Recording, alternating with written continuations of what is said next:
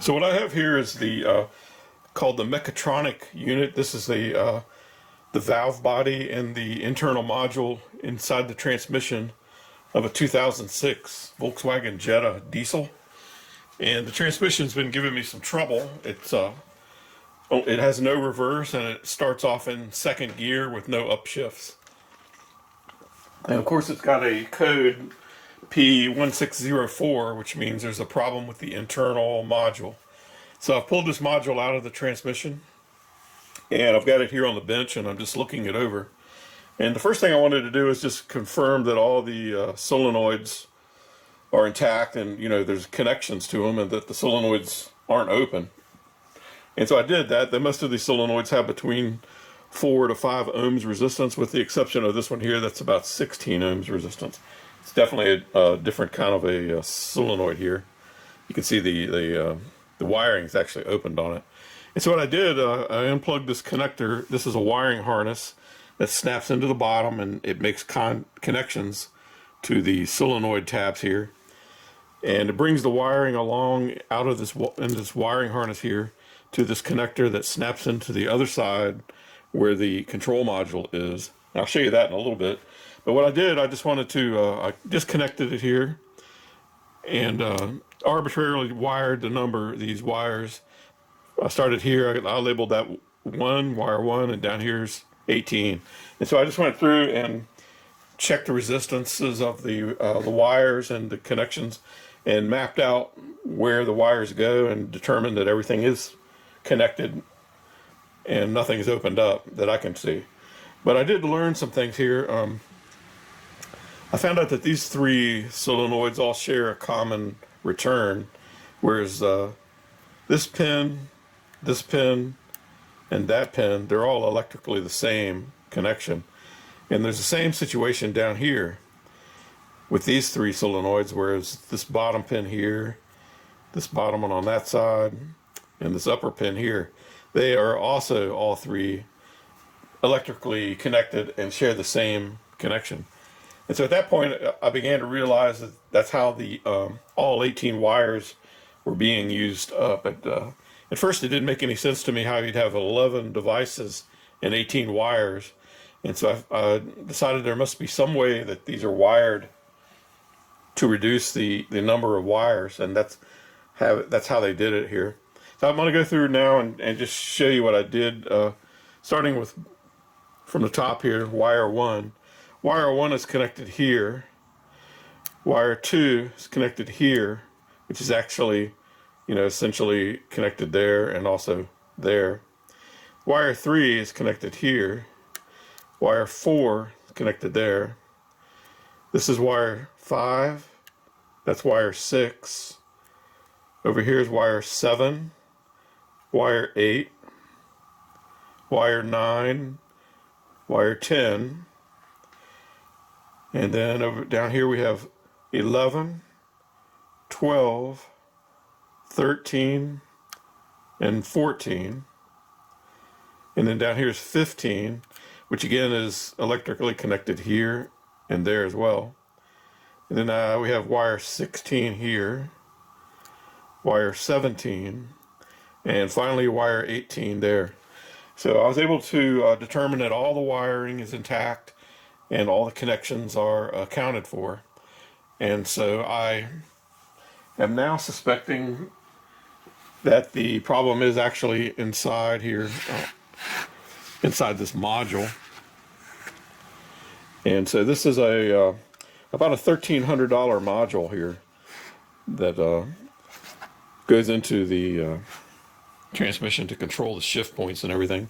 I'm going to go ahead and plug this connector back up. It just has one simple release tab here to plug that back in. And before I can replace this module, I need to hook it back into the car and scan it with a scan tool to get the setup codes out of it, to extract the codes out of it. And then when I install the new module, I'll have to load those codes, the parameters, into the new module.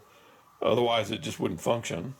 And so that's what I'm faced with now, is ordering another one of these modules and installing it into the car to get the car shifting.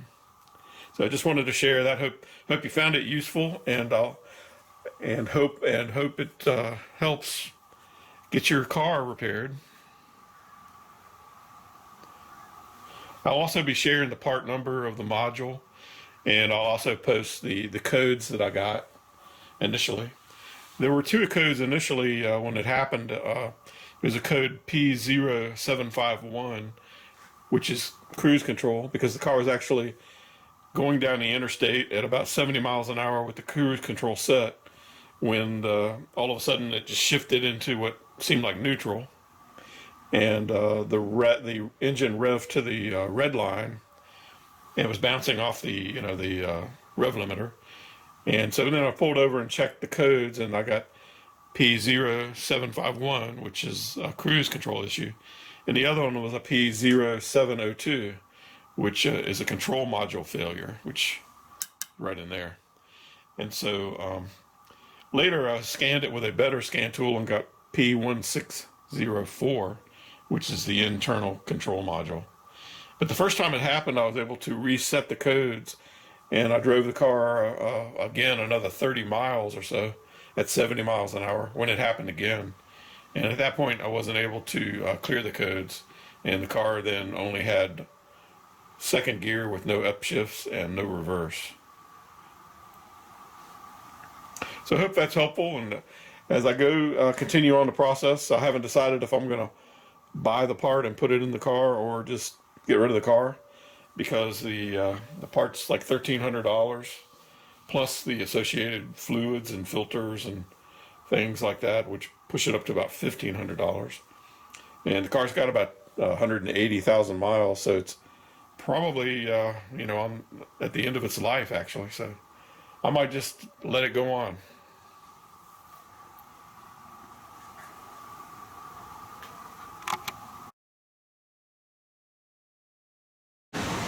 So this is the 2006 Volkswagen Jetta TDI with the DSG transmission.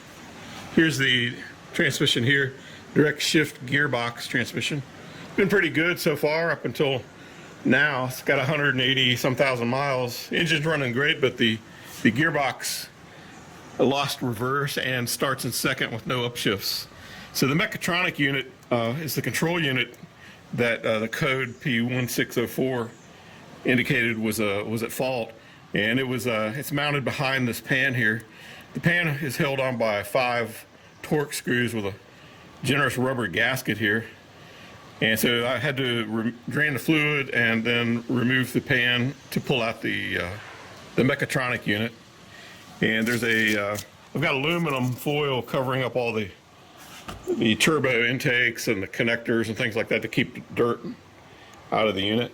And also had to rock the engine backwards by removing this dog bone here to rock the engine back, because the Mechatronic unit has a really long probe that goes deep down into the transmission, and I could not get it cleared from the radiator without rocking this transmission as far back as I could. So that's a tip. If you're taking out the Mechatronic, you'll need to pull that engine back out of the way.